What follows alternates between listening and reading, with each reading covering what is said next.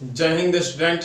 आज हम जानने वाले हैं हिंदी ग्रामर, जो कि आप लोगों को आपको किसी भी वर्ग में हो या 6 में हो, 8 7 में, 8 में, 9 10 11 6 to 12 के साथ साथ अगर आप एसएससी जीडी या अन्य कंपटीशन की तैयारी कर रहे हैं जिसमें हिंदी पूछी जाती है, उसके लिए आज के वीडियो आपके लिए काफी कारगर होने वाला है, काफी अच्छी साबित होने वाला है।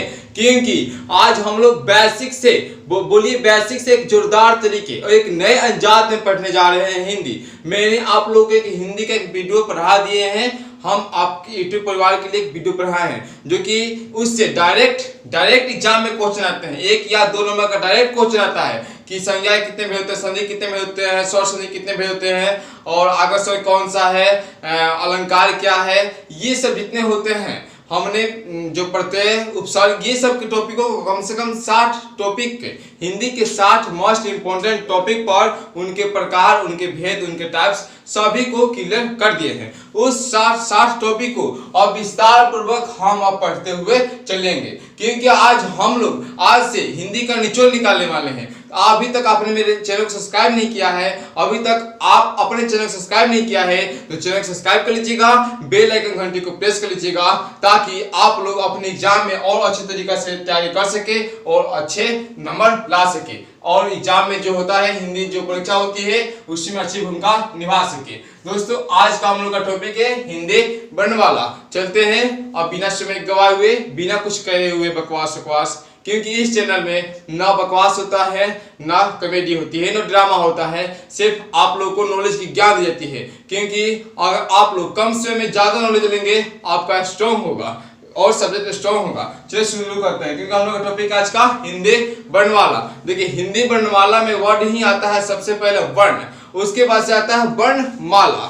यानी जैसे देखिए माला पहनते हैं तो बहुत सारी गुड़ियों का या बहुत सारे मोतियों का क्या होता है, गुच्छा होता है, समूहों से बना होता है, श्रृंखलाओं से बना होता है, उसे उसमें कहते हैं कच्ची माला। ठीक है, तो उसी तरह से आपको कहा जा रहा है कि वर्ण किसे कहते हैं, तो भाषा की सबसे छोटी इकाई, किसकी, भाषा की सबसे छोटी इकाई को वर्ण या अक्षर या ध्वनि कहते हैं। भाषा की सबसे छोटी इकाई वर्ण, ध्वनि या अक्षर कहते हैं। दोस्तों आपने अगर हिंदी का VVI ऑब्जेक्टिव क्वेश्चन नहीं देखे हो जाकर देख लीजिएगा, क्योंकि 7 टॉपिक आप लोग पहले उसको नोटबुक में लिखिएगा तब से यहाँ चलेंगे। क्योंकि हिंदी साहित्य महत्वपूर्ण कवियों कम से कम 100 को भी हमने लिया है, सुमित्रा दिनकर, मुंशी प्रेमचंद, सभी के बारे में बताना है आप लोग को फिगर के साथ, वीडियो के साथ। ठीक है, तो आप कंटिन्यू हमारे साथ बन रहिएगा। देखिए तो हमने जाना वर्ण की परिभाषा कि भाषा की सबसे छोटी इकाई को वर्ण, अक्षर या ध्वनि कहते हैं। अब ध्वनि को भी जानेंगे, ध्वनि के प्रकार, भेद सब जानेंगे, सभी अक्षरों के उच्चारणों को भी जानेंगे। यानी हमने कई स्लाइड में इसको पढ़ेंगे, यह इतना ही नहीं रहेगा, कई स्लाइड में जाएगा। तो वर्ण की परिभाषा हमने जाना कि भाषा की सबसे छोटी इकाई को वर्ण कहते हैं, या बोल सकते हैं कि वर्ण उस मूल ध्वनि को कहते हैं, वर्ण उस मूल ध्वनि को कहते हैं जिसका खंड या टुकड़ा नहीं किया जा सके। वर्ण उस मूल ध्वनि को कहते हैं जिसका खंड या टुकड़ा नहीं किया जा सकता है। जैसे अ हो गया, क हलंत हो गया, क बोलेंगे सिर्फ क लिखेंगे तो इसका टुकड़ा किया सकता है स्वर्ण वर्ण और व्यंजन वर्ण में आ जाएगा। ठीक है, अब चलते हैं वर्णमाला, किसका, वर्णमाला। तो देखिए तो वर्णों के, लिखिए चाहे सुन लीजिए ध्यानपूर्वक कि वर्णों के क्रमबद्ध समूह को वर्णमाला कहते हैं। वर्णों के क्रमबद्ध समूह को वर्णमाला कहते हैं। अगर आपसे देखिए एग्जाम में या एसएससी जीडी या अन्य पुलिस हो, वहां से डायरेक्ट क्वेश्चन आता है कि हिंदी में वर्णमाला की संख्या कितनी है, तो अधिकांश स्टूडेंट के दिमाग में आ रहा होगा 48, जो कि गलत हो जाता है। मेरे स्टूडेंट, मेरे भाई, मेरे बहन, आप लोग से आग्रह है कि जैसे मैं क्वेश्चन बोलूं आप लोग जवाब देने की प्रयास कीजिएगा, उसके बाद से मेरे जवाब से आप लोग आंसर मिलेगा। देखिए पहले क्या कि हिंदी में कुल वर्ण कितने हैं, कुल वर्णमाला की संख्या कितनी है, तो अधिकांश 48 मारते हैं, लेकिन हमारा आंसर कितना होना चाहिए, 52। यानी वर्णमाला यहाँ पे लिखेंगे कि वर्णों के क्रमबद्ध समूह को वर्णमाला कहते हैं, और यहाँ पे लिखेंगे कुल वर्ण, क्या, कुल वर्ण की संख्या कितनी है, तो कुल वर्ण की संख्या हमारा हो जाता है 52, 52।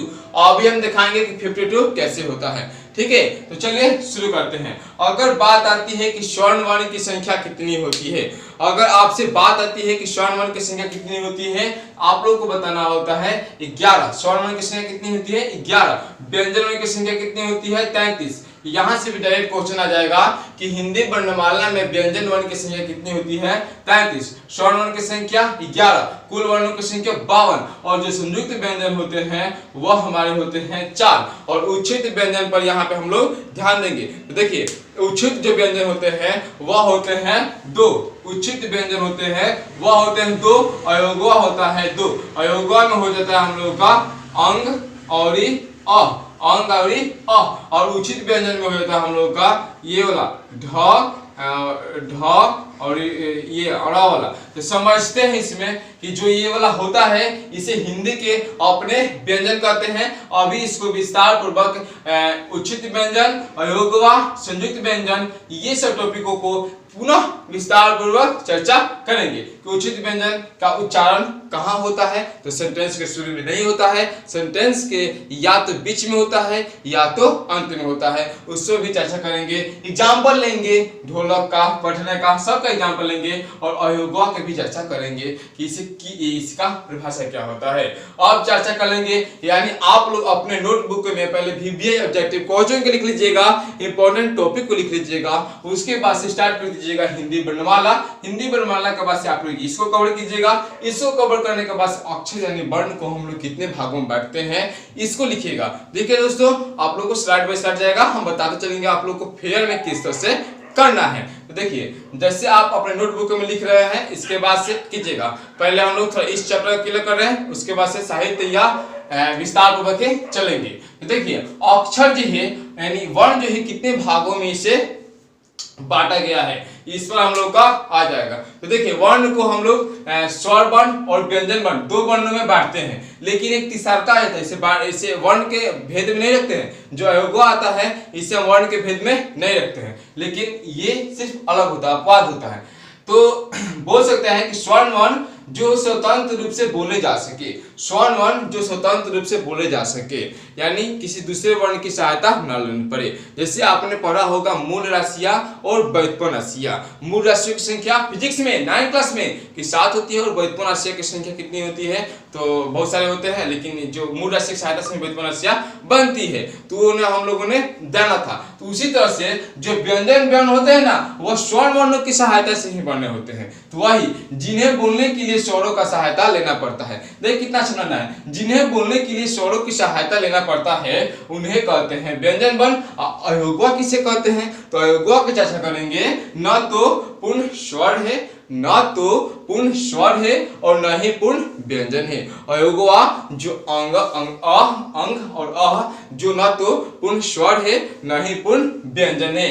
अब देखिए एक मोस्ट इंपोर्टेंट आता है हम लोग का आगत स्वर। क्या आता है हम लोग का आगत स्वर। इसे हम लोग इसे आगत स्वर को देखिए इस तरह से, इस पर हम लोग बिंदु नहीं देते हैं, इस पर जो हम लोग का ये होता है बिंदु ये वाला नहीं देते हैं, इसलिए इसे क्या कहते हैं चंद्र बिंदु कहते हैं। क्या कहते हैं अर्ध चंद्र कहते हैं, सॉरी अर्ध चंद्र कहते हैं। अगर देखिए आपसे हम क्वेश्चन पूछे फिर दोबारा कि इसमें बताइए ध बड़ा है कि र बड़ा है, इसमें ध बड़ा है कि र बड़ा है, तो आप लोग को हमेशा बताना होगा कि ध बड़ा है। जब हम वर्तनी पढ़ाएंगे ना आप लोग हर वर्ड को गलती कर ही नहीं सकते हैं। जैसे देखिए यहाँ पे द में जो र है, र बड़ा है कि द बड़ा है, तो र आपसे पूछ रहे कि र कैसे बड़ा है तो बताइएगा कि बड़के आदमिया यानी बड़े पुरुष ही, हमारे बड़े पूर्वज ही हमें ना गोद में लेते हैं। अगर मान लीजिए आपके घर में कोई भाई बहन है तो उसको आप लोग गोद में लेकर बैठिएगा, कि आप लोग को गोद में बैठाएगा कन्हा बैठाएगा, आप लोग कन्हा बैठिएगा। तो समझिए कि जो बड़े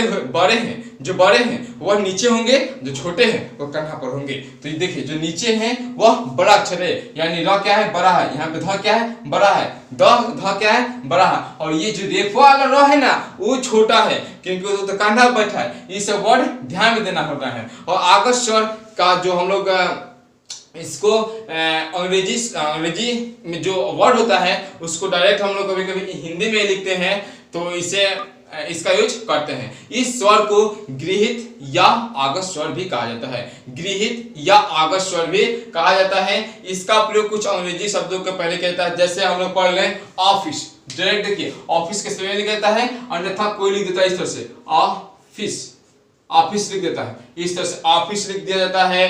college, knowledge, bus stop, bus stop देखिए हिंदी में भी लिखा होता है और क्या किया जाता है इंग्लिश में भी कहीं, सॉरी हिंदी में भी लिखा जाता है इस तरह से।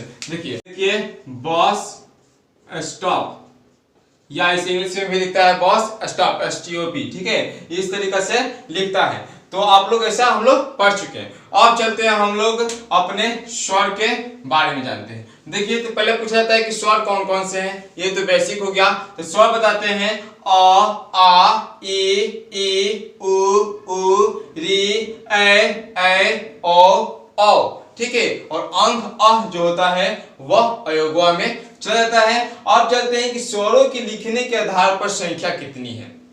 तो पहले आपसे पूछा जाता है कि स्वरों की कुल संख्या, तो यहाँ पे देखिए कुल संख्या पूछा जाता है, कुल संख्या तो बताना होता है 11, कुल संख्या बताना होता है 11। लेकिन आपसे पूछ रहा है कि स्वरों की लिखने के आधार पर संख्या चाहिए, किसके आधार पर, लिखने के आधार पर, तब हम बताइएगा 11। और उत्पत्ति के आधार पर स्वरों का प्रकार, किसके आधार पर, उत्पत्ति के आधार पर स्वरों के प्रकार पूछ जाए तो बताइएगा 3, उत्पत्ति के आधार पर 3। और यहाँ पे आप लोग को एक छूट चुका है अर्थ के आधार पर, लिख देते हैं यहाँ पे अर्थ के आधार पर स्वरों का प्रकार, ठीक है, स्वरों का प्रकार, अर्थ के आधार पर स्वरों का प्रकार ये पूछ जाएगा तो बताना है 10 यानी 10। तो यहां पर ये वाला टॉपिक इंपॉर्टेंट है, क्योंकि 10 क्यों, तो बताइएगा अर्थ के आधार पर ये जो री होता है यह शामिल नहीं होता है, ये जो री होता है यह शामिल नहीं होता है। आशा करें कि समझ लेंगे। पूछेगा कि स्वरों की संख्या 11, स्वरों के लिखने के आधार पर 11, अर्थ के आधार पर, ये डीप में जाएगा, एग्जाम का हार्ड करेगा तब पूछता है कि अर्थ के आधार पर स्वरों का प्रकार, तो बताइएगा 10। तो कौन सी संख्या नहीं होती अर्थ के आधार पर, तो री। अभी समझाते हैं कि वह जो क्वेश्चन होता है यह किस प्रकार से आता है। अभी इस पर हम लोग चर्चा करते हैं। देखिए जो री होता है यह हम लोग व्यंजन में आ जाता है, और कैसा व्यंजन में आएगा इस पर हम लोग चर्चा करेंगे। जैसे मान लीजिए हमने लिख रहे हैं ऋषि, तो ये कैसा वर्ण हो जाएगा, व्यंजन वर्ण हो जाएगा। यहाँ पे जो री है, ठीक है, ऋषि हो गया, रीन हो गया, ऋतु हो गया, यहाँ पे लिख सकते हैं रीन हो गया, ऋतु हो गया, ऋतु हो गया।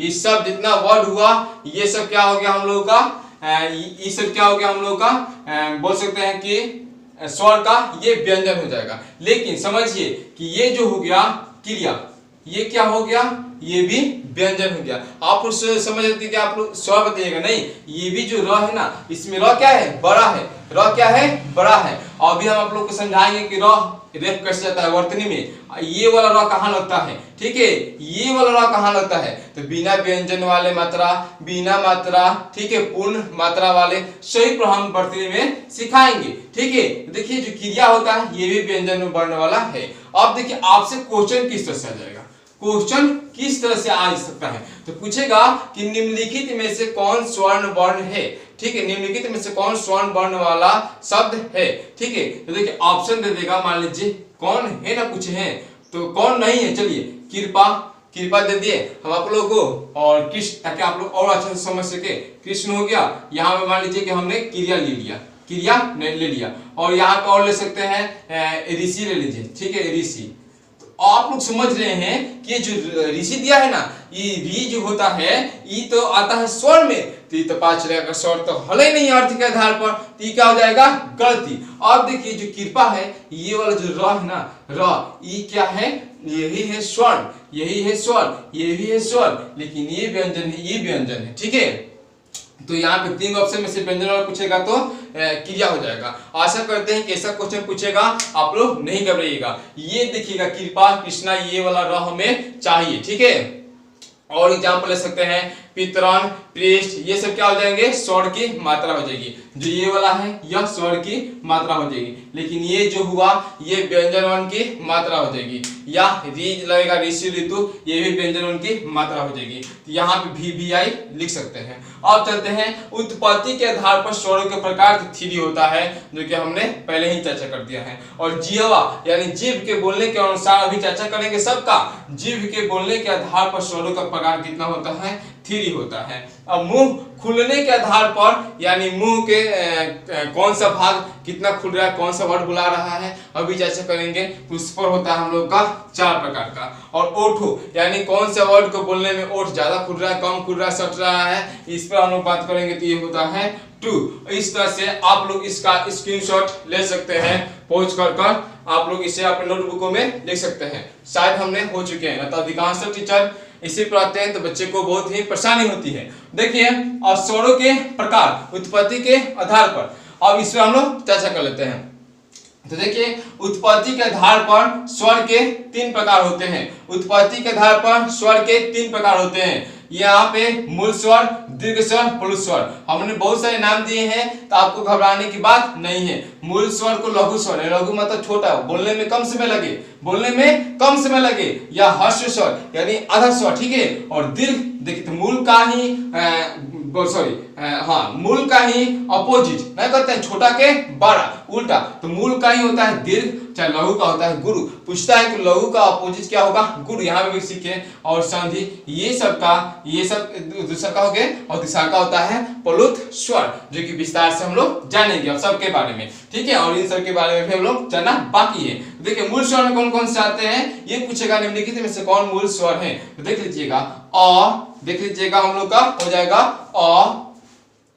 हो जाएगा, के पास ई उ री, ई उ री। और उसके से दीर्घ गुरु अनुसंधि ये होता है ई उ ए ओ, ठीक है। अब इसके बाद से जो इसमें से बच गए तो हो जाता है। और इसके बाद से जॉन समझिए 7-4 हो गया। अब समझिए जो इसमें भी दीर्घ होता है ना, इसमें भी दो भागों में बटा होता है। एक होता है मूल दीर्घ, एक होता है संयुक्त स्वर। मूल दीर्घ को क्या कहते हैं, सजातीय स्वर, यानी सेम सजातीय, अपने जाति से बना है। जैसे ई उ से मिलकर ये सब वर्ड बने हैं। लेकिन जो संयुक्त स्वर होते हैं अभी इन पर यानी दो स्वरों के मिल से बने होते हैं, इनको हम लोग जान लेते हैं। जैसे देखिए ए दिया है, यहाँ पे ए दिया है, यहाँ पे ओ दिया है, उसके बाद से ओ दिया है। ये सबको जान लेते हैं कि संयुक्त स्वर किसे कहते हैं, क्या क्या है। और उसके बाद से संयुक्त व्यंजन भी जो चार होते हैं उसको भी जानेंगे, और जानेंगे कि कौन कौन से व्यंजन या वर्णों से मिलकर बने होते हैं। और भी चलेंगे जो ए होता है वह अ प्लस ई के मिलकर बना होता है, यानी दो स्वर से मिलकर बना होता है, इसलिए संयुक्त यानी समान रूप से जोड़ दो।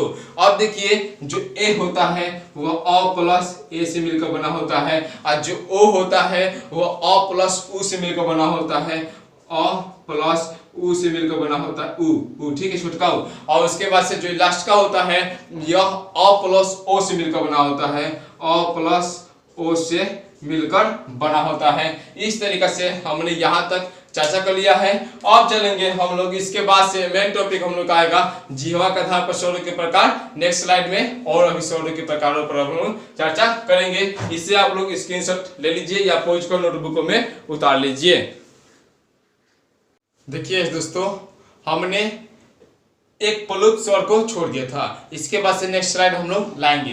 देखिए जो प्लुत स्वर होता है वह कैसा स्वर होता है, इस पर हम लोग विशेष ध्यान दे देते हैं। देखिए जिन स्वरों के उच्चारण में दीर्घ स्वर से भी ज्यादा समय लगे, दीर्घ स्वर था जो मूल जो स्वर था उससे दुगना समय लगता था दीर्घ स्वर में बोलने में। जैसे इसमें था अ, इसमें था आ, था ना, दुगना समय लगता था। तो जो दीर्घ समय से भी ज्यादा समय लगता है वह होता है प्लुत स्वर। और देखिए प्लुत स्वर को आप बोल सकते हैं कि इसका सबसे ज्यादा प्रयोग नाटक में, ड्रामा जिसे बोलते हैं, जहां होता है वहां पर सबसे अधिक किया जाता है, नाटक संवाद में भी किया जाता है। इस प्लुत स्वर को त्रिमात्रिक स्वर भी कहा जाता है। प्लुत स्वर को अन्य किस नाम से जाता है, तो त्रिमात्रिक स्वर, त्रिमात्रिक स्वर के नाम से भी जाना जाता है। इसको अंक में यानी जब हिंदी में लिखने की बात आती है तो इस तरह से इसको तो पहले त्रिमातिक, त्रिमातिक स्वर भी कहते हैं। और इसको इस तरह से लिखते हैं हिंदी में, देखिए एक तो इस तरह से शायद हम लोग लिखते हैं, दो इस तरह से, और थ्री इस तरह से, और चार हम लोग बोल सकते हैं, हाँ चार इस तरह से, शायद हम घबरा रहे हैं तो थोड़ा बता कमेंट में कीजिएगा। और चार इस तरह से, और फाइव इस तरह से होता है, और आप लोग का फाइव के बाद से सिक्स, सेवन, एट, एट के बाद से नाइन, नाइन के बाद से हम लोग का 10 जैसे यहाँ पे जोड़ देते हैं। तो जो ये थ्री होता है, त्रिमातिक जो स्वर होता है, इसी का यूज हम लोग करते हैं। अब हम लोग चलेंगे जो ये प्लुप स्वर होता है ना, इस पर हम लोग विशेष सब ध्यान देंगे। जैसे देखिए हम लोग नाटक में क्या करते हैं, राधे तुम कहाँ हो, ऐसा हम लोग बोल रहे थे राधे। जैसे देखिए सीता का हरण हो गया था, सीते, हमने जोड़ दे रहे थे ना, हम तो बोल सकते थे सीते, लेकिन राम जी का जोड़ दे रहे थे सीते। चाहे कोई बोलता है राम, हे राम, ऐसा वर्ड होता है। यानी रॉ को जो यहाँ पे राम में समझिए, राम जो आया वर्ड, तो ये रा जो आया, इसको लोग वर्ड को थोड़ा खींच रहे हैं, जैसे हे राम, थोड़ा सा बाद में बोले तो र र र र र लिखने से अच्छा है बार बार उसको त्रिमातिक वाला वर्ड हो इस तरह से दे दिया जाता है, या आपने देखे होंगे कहीं कहीं वर्ड में इस तरह लगा होता है। ठीक है, जैसे देखिए ओम करते हैं, ओम ओम, ठीक है, ओम यहाँ पे जो लिखे हैं, या ऐसा भी लिख सकते हैं, कोई दिक्कत नहीं है, कोई दिक्कत नहीं है, ऐसा भी लिख सकते हैं। ठीक है, तो जो ये लिखा होता है तो बोलते हैं ओ, ओ को क्या किए हमने बार बार इसको रिपीट करना चाह रहा है, दीर्घ स्वर से भी ज्यादा समय ले रहे हैं, तो बार बार ओ मां लिखेंगे, नहीं लिखेंगे, इसलिए ओम। जैसे देखिए एक और लेते हैं, जैसे लोग कहते हैं अल्लाह, हे अल्लाह अकबर, घिंचते हैं ना, तो वहां पर भी हम लोग इसका यूज किया जाता है। ठीक है, तो अधिकांशतः नाटक संवाद में प्लुप स्वर का हम लोग प्रयोग करते हैं। आशा करते हैं कि अपने प्लुप स्वरों को भी समझा। चलते हैं नेक्स्ट स्लाइड पर। अब हम लोग चर्चा करने वाले हैं स्वरों के प्रकार में। हमने उत्पत्ति के आधार पर स्वर के प्रकार जान चुके थे, अब जानेंगे जिह्वा के आधार पर स्वरों के प्रकार। तो देखिए जिह्वा का आधार पर आपसे पूछा जाए, जीभ के बोलने के अनुसार से पूछा जाए कि स्वर के प्रकार बताना है, तो बताइएगा स्वर के कितने प्रकार होते हैं? 3 प्रकार होते हैं। वह 3 प्रकार कौन कौन से हैं? एक होता अग्र स्वर, मध्य स्वर, पश्च स्वर। ऐसा ही आप लोग डायग्राम बनाते चलिएगा। ठीक है, और अपने फेयर को एक नए अंदाज में बनाइएगा ताकि आप लोग अच्छे तरीके से अच्छे मार्क्स ला सके, जो कि आप लोगों को एग्जाम में एक अच्छा पद दिला सके। देखिए तो अग्र स्वर मतलब जीभ के, अग्र मतलब आगे वाला भाग, ठीक है, स्वर मतलब स्वर के उच्चारण करना है, यानी जीभ के अगले भाग से बोले जाने वाले स्वर को अग्र स्वर कहा जाता है। जीभ के अगले भाग से बोले जाने वाले स्वर को अग्र स्वर कहा जाता है। और मध्य स्वर, जीभ के मध्य भाग से बोले जाने वाले स्वर को मध्य स्वर कहा जाता है। पश्च स्वर, पश्च कहीं अर्थ होता है पिछला, पश्च मतलब क्या होता है? पिछला, यानी जीभ के पीछे वाले भाग से बोले जाने वाले स्वर को पश्च स्वर कहा जाता है। अब देखिए एग्जांपल साथ चलते हैं। अग्र स्वर में ई, जैसे देखिए ई आगे से बोल रहे हैं ना, ई यहाँ बोल रहे हैं ए ए। आप लोग अनुभव कर सकते हैं, आप साउंड निकालिए, अनुभव कीजिए मेरे साथ। आशा करते हैं कि आप लोग करते रहे होंगे ई ए। और देखिए मध्य स्वर और पश्च स्वर। देखिए पहले पश्च स्वर जान लेते हैं, तो इसको निकालना आसान होगा। देखिए पश्च पिछले से आ खोले, आ है पीछे से हो रहा है, आ उ, जीभ पकड़ लीजिएगा तो कौन तो वर्ड नहीं होगा, जीभ पकड़ लीजिएगा कोनो वर्ड बुलावे नहीं करता है। आ उ मुंह पीछे से बुला रहा है, आ उ ओ आगतो स्वर यही में रहता है। अगर ऑफिस जाते हैं ना तो ये यही में रहता है। ठीक है, और इसके अलावा कौन बच गया? आ ई उ री ए। तो इसमें और कौन बच गया? ये को बच्चा है हम लोग का दिखाई दे रहा है अ का उच्चारण जीभ के मध्य भाग से होता है। जैसे देखिए हम लोग क्या कहते हैं क्या कहते हैं अ। और फिर एक और कौन स्वर बच्चा है? एक स्वर बच्चा है हम लोग का री, तो री मध्य भाग से हो रहा है। देखिएगा मध्य भाग से ना, फर्स्ट ना लास्ट, री अ हो रहा है ना। अब चलते हैं थर्ड नंबर हम लोग का कि मुंह खुलने के आधार पर हम लोग का क्या स्वर का प्रकार। देखिए मुंह खुलने के आधार पर स्वर को 4 भागों में बांटा गया है, फर्स्ट, सेकंड, थर्ड, फोर्थ। देखिए फर्स्ट कि समवृत्त स्वर, क्या समवृत्त यानी समान वृत्त बनाए, अर्धसमवृत्त आधावृत्त बनाए, विवृत्त और अर्धवृत्त स्वर। समवृत्त स्वर बोलते समय मुंह लगभग बंद रहता है। समवृत्त मतलब बोलते समय मुंह लगभग बंद रहता है। नहीं कहते हैं जैसे तुम मेरे को एकदम थोड़ा सा मुंह बंद लगभग बंद रहता है, फिर बोलते आवाज निकलता रहता है। देखिए कोई स्लो बोलता है तो या कैसे बोलता है तो वो इसी तरह से देखिए ई उ मतलब लग रहा है कि मुंह बंद है, ई उ। तो आप लोग अनुभव कर सकते हैं। तो बोलते समय मुंह लगभग बंद रहता है तो समवृत्त स्वर। और देखिए बहुत थोड़ा सा एकदम मुंह खुलता है, मतलब थोड़ा सा भी, इससे ज्यादा थोड़ा सा, तो उसे कहते हैं अर्ध समवृत्त स्वर। इसका आधा ओ ए ये सब क्या हो गया समवृत्त स्वर। और विवृत्त स्वर पूरा मुंह खुलता है, जैसे आ पूरा मुंह खुल रहा है ना, आ तो समवृत्त स्वर आ जाएगा। और देखिए अर्ध विवृत्त स्वर यानी इसका याद होगा इसका आधा, इसका याद होगा इसका आधा, अर्ध मतलब आधा मुंह खुलता है, जैसे अ ए ओ आ। ठीक है, अब चलते हैं ओष्ठाकृति के आधार पर स्वरों के भेद।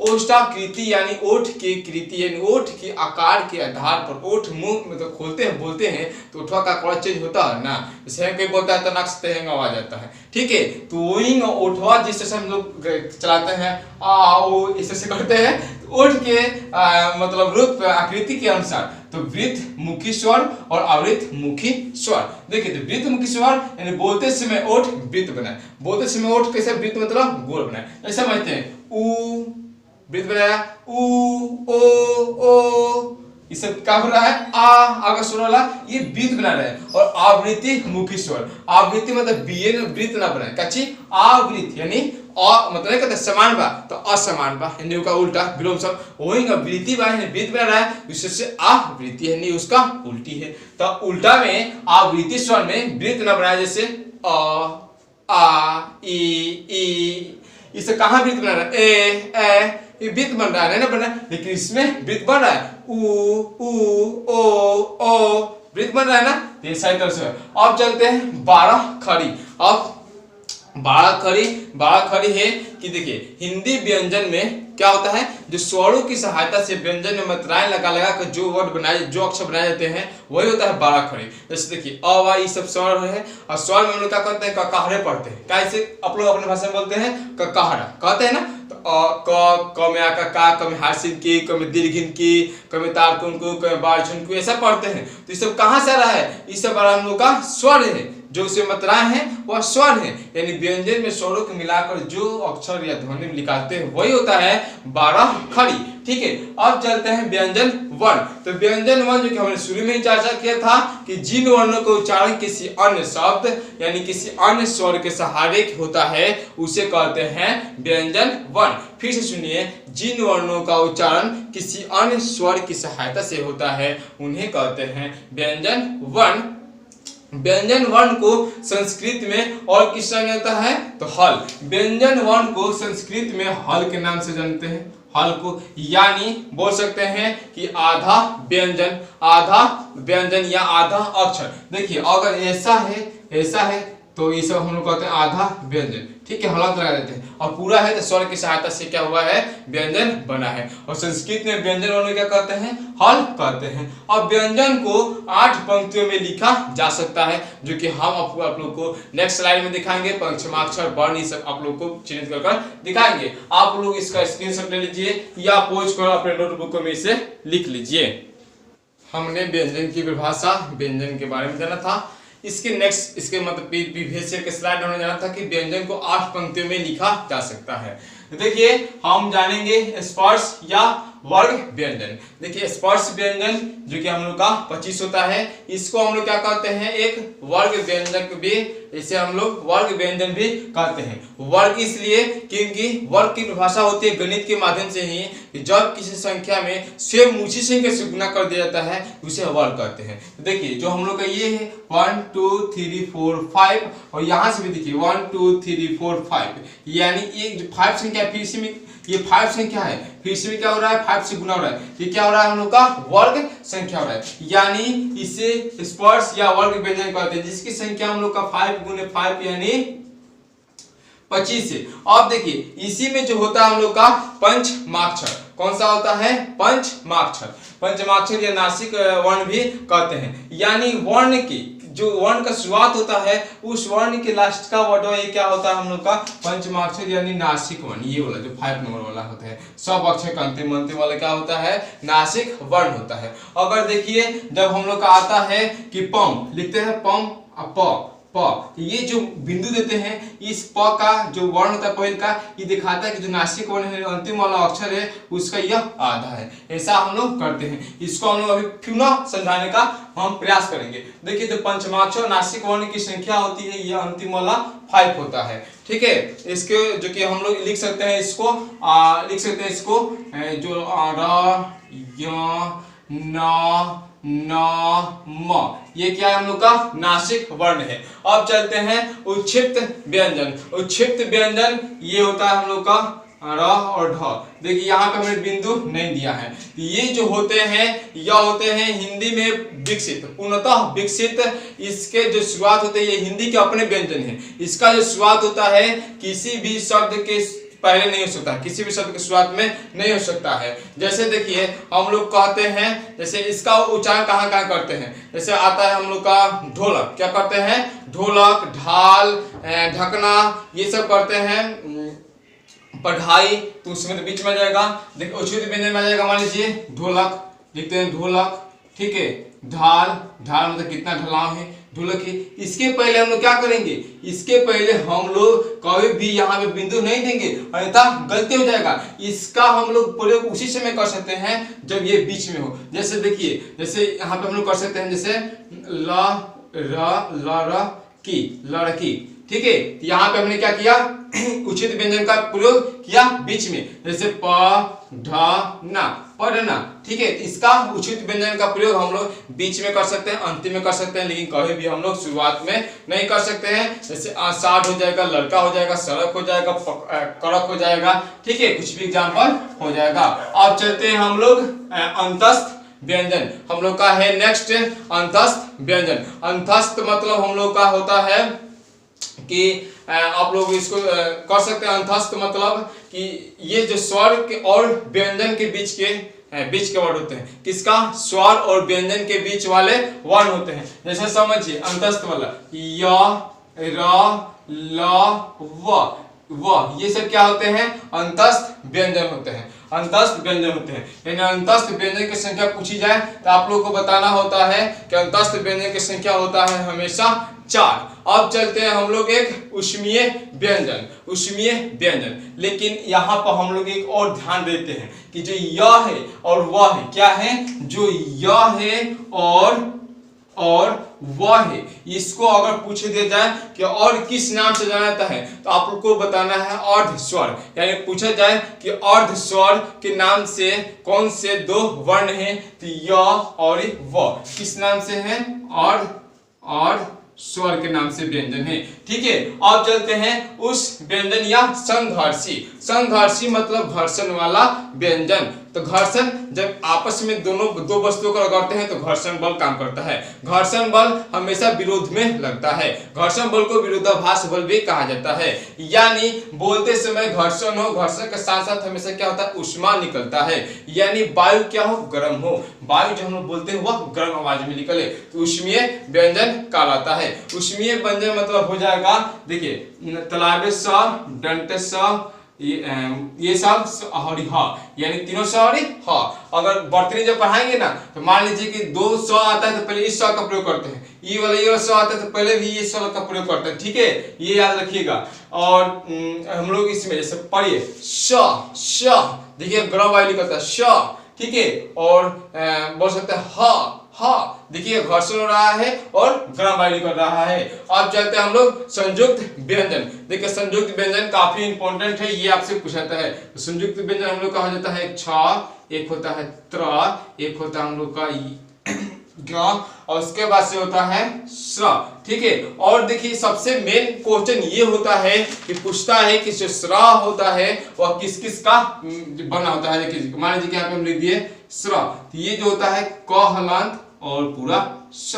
ठीक है, क हलंत और पूरा श। अब देखिए त्र त्र किसका बना होता है त्र, तो त हलंत प्लस र, त हलंत प्लस र, ठीक है। अब देखिए मान लीजिए कि यहाँ पे दिया है ज्ञ, तो ज्ञ किसका बना होता है तो ज प्लस य, ठीक है। उसके बाद से स्र किसका बना होता है, स्र जो बना होता है श तलावे श हलंत प्लस र, क्योंकि व्यंजन को संधि में हल ही कहते हैं। अब आता है आगत व्यंजन। आगत स्वर हमने जाना था एक होता है और आगत व्यंजन 6 होते हैं। देखिए कैसे कि ये सभी शब्द अरबी फारसी भाषा में लिखे जाते हैं, चाहे लिखे गए हैं। जैसे देखिए हम लोग का जो आगत व्यंजन होता है इसको हम लोग चर्चा कर लेते हैं। जैसे देखिए अ, यहाँ पे क्या होता है और आगत व्यंजन का मतलब है कि अरबी और फारसी वर्डों के यहाँ पे नीचे दिया जाता है, और वर्ड को दो वर्डों को डिफरेंस यानी सजातीय वर्डों को डिफरेंस दिखाने के लिए भी दिया जाता है। अ क अ और क हो गया ख ख ग, अ क ख ग और ज और फ होता है। देखिए आगत व्यंजन जो है इसे हम लोग क्या कहते हैं नुक्ता वर्ण भी कहते हैं। आगत व्यंजन के एक अन्य नाम पूछा जाए तो आप लोग को बताना है नुक्ता व्यंजन। और इस मतलब 6 लिखे 1 2 3 4 5 6, इस 6 वर्णों में सबसे ज्यादा जो ज और फ है, क्या है जो ज और फ है, इसका प्रयोग सबसे अधिक आप लोगों को कंपटीशन में देखने को सबसे अधिक मिलता है। इसका हम लोग एग्जांपल आप लोग के साथ अब कुछ मस्ट आप लोग को एग्जांपल अब हम देने वाले हैं इस पर। देखिए इसका एग्जांपल जैसे मान लीजिए कि जैसे बोलते हैं अरबी भाषा में हम लोग बोल सकते हैं कि गरीब या फौरन, क्या बोलते हैं फौरन जल्दी से लाओ। तो ये सब जो वर्ड होता है यही लिखते हैं फौरन, ठीक है। देखिए फौरन, तो ये सब वर्ड के पहले हम लोग लिखते हैं। गरीब, ये सब वर्ड के पहले लिखते हैं। फौरन हुआ, गरीब हुआ। आप लोग एग्जांपल लिख लीजिए क्योंकि एग्जाम में पूछेगा निम्नलिखित में से कौन आगत व्यंजन है, तो लिख लीजिएगा फौरन, बाजार, राज, गरीब, खराब, कलम। और देखिए जो किताब हम लोग का होता है ना उसे अरबी फारसी भाषा में कताब बोलता है। क्या बोलता है कताब, ठीक है। और देखिए जो विदेशी आक्रमण चला था, जो समोसा वमोसा है, हुरका फुरका है लाया हुआ, ये सब हम लोग का जो हम लोग बोले ना पानी वानी, पानी वानी, रोटी वोटी, तो ये सॉफ्टवेयर शब्द कहाँ से आए, ये सब हम लोग नेक्स्ट वीडियो में अब चर्चा करेंगे। तो देखिए और यहाँ पे आप लोग सीख गए। अब चलते हैं अल्प प्राण, महाप्राण, सघोष, अघोष, ये सब टॉपिकों पर हम लोग अब विस्तार पूर्वक चर्चा करेंगे। लेकिन संयुक्त जो व्यंजन है इन सब व्यंजकों का आप लोग स्क्रीनशॉट लेकर या पोज कर तुरंत इसको लिख ले लीजिए। आशा करते हैं कि आपने स्क्रीनशॉट लेकर या पोज कर लिख लिए होंगे। देखिए जो अल्प प्राणी, महाप्राणी, सघोष या अघोष है। सघोष को घोष भी लिख सकते हैं क्योंकि घोष का उल्टा होता है अघोष। तो देखिए आपसे पूछा जाता है कि श्वास वायु के आधार पर व्यंजन के कितने प्रकार होते हैं, तो बताना है 2 1 2, यहाँ पे 1 2 हो जाएगा। ये श्वास वायु के आधार पर ये होता है स्वर तंत्रियों के कंपन के आधार पर, तो सघोष और अघोष। नाम से स्पष्ट है, घर्षण करना है, कंपन लाना है। अल्प प्राण यानी बहुत कम समय में, बहुत अल्प मतलब छोटा, बहुत कम समय में ही श्वास निकालकर कम वायु में ही बोल देना है, यानी आधा बहुत ही कम समय लेना है। यानी जिन वर्णों के उच्चारण में जो हम लोग की वायु की मात्रा होती है काफी कम होती है उन्हें अल्प प्राण कहते हैं। यानी इसमें जो होता है हकार उत्पन्न नहीं होता है। जैसे समझिए अल्प प्राण में कौन कौन से आते हैं, तो हम देखिए आप लोग को संकेतीय भाषा में और मोस्ट इंपोर्टेंट समझाने के लिए आप लोग को बताएंगे। यहाँ पे अगर हम लिख रहे हैं एक, एक का मतलब हुआ कि एक जो है ये वाला पूरा टर्म यानी क च ट त प कछटप जो होता है ये वाला जो हुआ, और इन्हीं के नाम पर अभी नामांकन करवाएंगे। ये जो हुआ ये मतलब 5 गो बना गए, ठीक है। क्या हुए यानी जो अल्प प्राण में क आता है, देखिए कम वायु लग रहा है, च ट त प, ये क्या हो गए अल्प प्राण में आ गए। एक हुआ, 3 हुआ, 5 हुआ, 1 3 5 ये अल्प प्राण में आ गए। और देखिए यहाँ पे य र ल व, क्या आप लिख सकते हैं य र ल व, और जितना बच गया अब स्वर यहाँ पे लिख दीजिए स्वर। तो ये सब क्या हो गए अल्प प्राण में आते हैं। समझ लीजिए बात को, य बोले तो य, कम वायु हो रहा है र ल व कंबाइन लग रहा है। और तीन का मतलब ये हो गया ज ग ज ड द ब। हम आप लोग को इस तरह से लिखने के कारण अगर लिखेंगे यहाँ पे क च ट त प, फिर लिखेंगे 3 वाला ग ज ड द ब, और फिर लिखेंगे 5 वाला र न न म, ये सब लिखेंगे तो बहुत सारा होगा। तो आप लोग को दिखाते हैं कि एक वाले लिए हैं, 3 वाले लिए हैं, 5 वाले लिए हैं। आशा कर रहे हैं कि समझ रहे होंगे। अगर समझ में ना आए तो कमेंट बॉक्स में जरूर बताइएगा, डाउट क्लास में बता दीजिएगा। देखिए तो वो इसमें पूछा है और प्राण में कितने वर्ण आते हैं, तो बताइएगा 5, क्योंकि एक में 5, तीनों में 5, पांचों में 5 है। तो 5 5 10 पंत्याई 15, 16 17 18 19, और स्वर वर्ण कितना है 11। तो 19 को 11 कितना हुआ 30 गो। अब देखिए महाप्राण, महाप्राण होता है कि जिन वर्णों के उच्चारण में श्वास वायु की मात्रा अधिक होती है, यानी हुकार इसमें क्या होता है, हुकार की ध्वनि सुनाई देती है। तो जो ये इसके अलावा जो भी बच गया उसको तो आप लोग क्लियर कर ही सकते हैं। देखिए इसके अलावा 1 हो गया, 3 हो गया, 5 हो गया, 1 रो हो गया, 3 हो गया, 5 हो गया। तो बचा कौन है, बचा हम लोग का 2 और 4। देखिए यानी ख, तो साथ ज्यादा लग रहा है ना, ठ थ साथ ज्यादा लग रहा है, बात ज्यादा निकल रही है। तो 2 और 4, इस 2 और 4 के अलावा इसमें तो आप लोग स्वर नहीं दे सकते हैं, क्योंकि स्वर हम लोग का क्लियर हो चुका है और य ल व त हो चुका है। तो यहां से आप लोग लिख सकते हैं, हाँ ये वाला सब लिख सकते हैं, ठीक है। यहां तक हम लोग ह तक इसको क्या कर सकते हैं, यहाँ पे आसानी से लिख सकते हैं।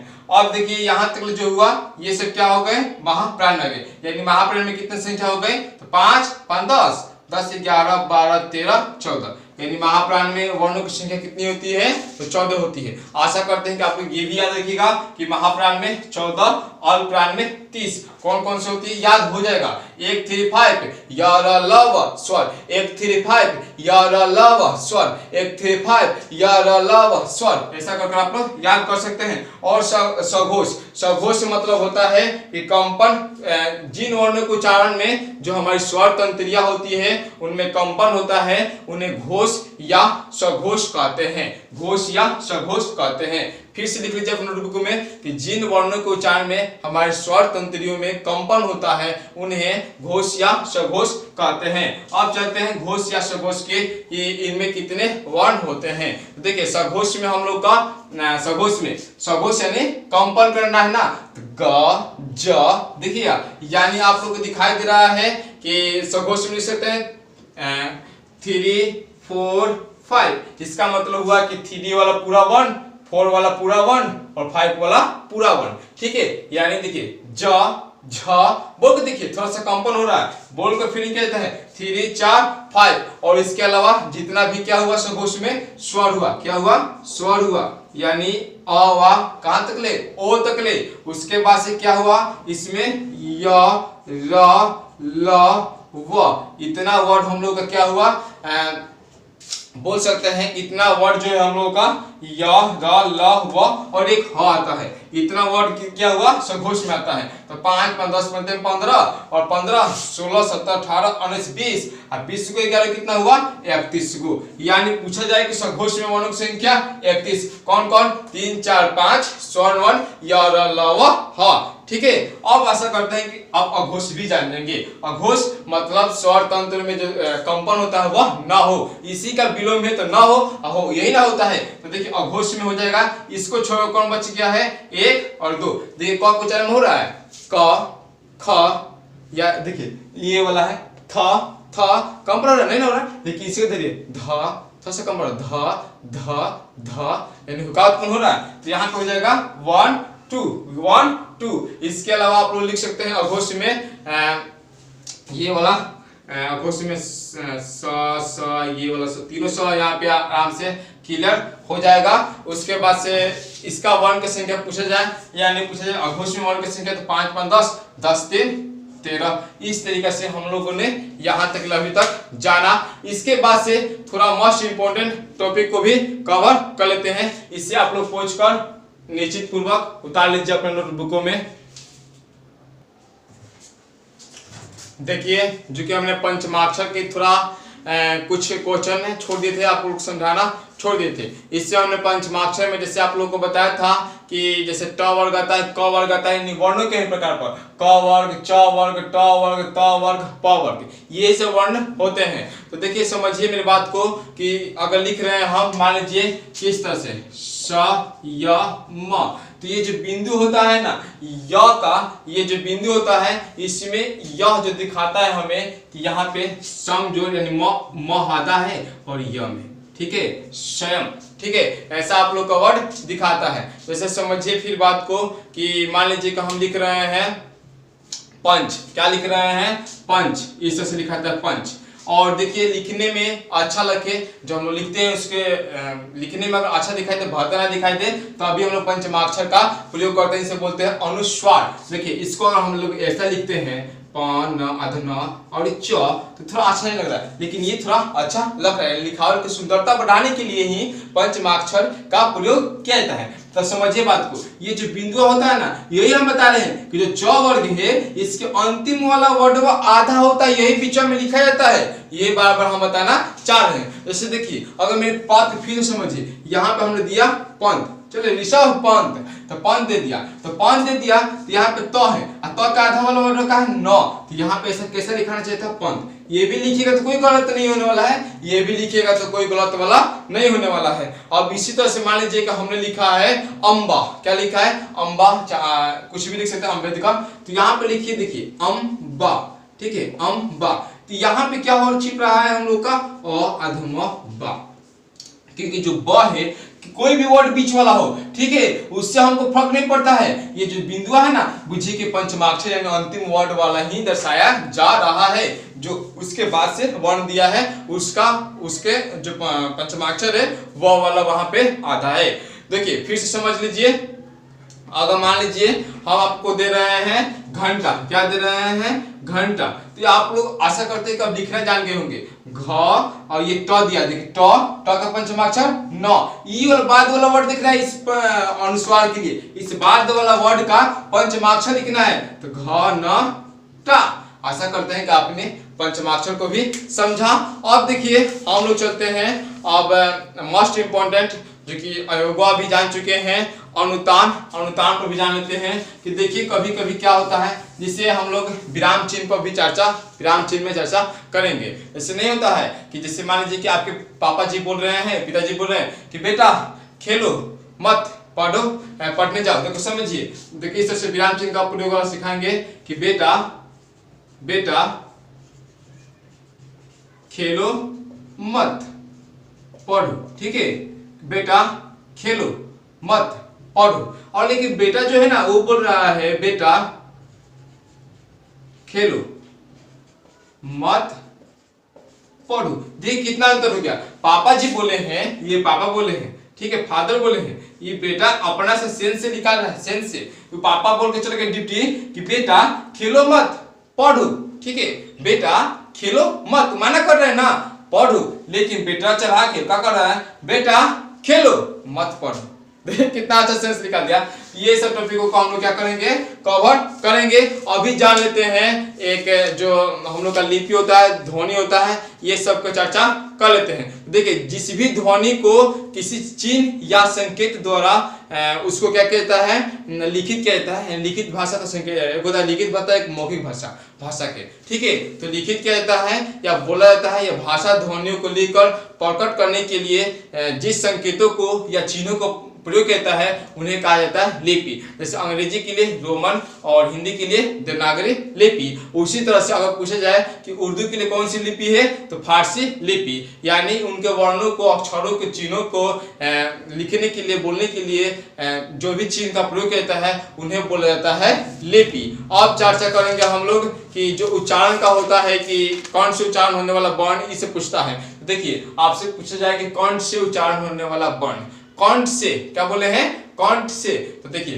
पहले का लिख दीजिएगा, उसमें क वर्ग यानी क के सभी, क वर्ग यानी जो वर्ण दिया है ना, ये बोल सकते हैं स्पर्श व्यंजन यानी वर्ग व्यंजन, इसके पहले अक्षर वाला के ही आधार पर इन लोगों का नामांकन किया जाता है। तो देखिए जो क वर्ग है इसका उच्चारण यानी क ख ग घ अंग, इसका उच्चारण कंठ से कहते हैं, क ख ग कौन है ना, कौन से, तो कौन से कहता है, यानी कौन से कौन किस किस अक्षर का उच्चारण कहता है, आपसे पूछे। आशा करते हैं कि मेरी बातों को आप लोग ध्यानपूर्वक सुनकर लिख लीजिएगा। तो कौन से उच्चारण होने वाला वर्ड है अ, देखिए आ,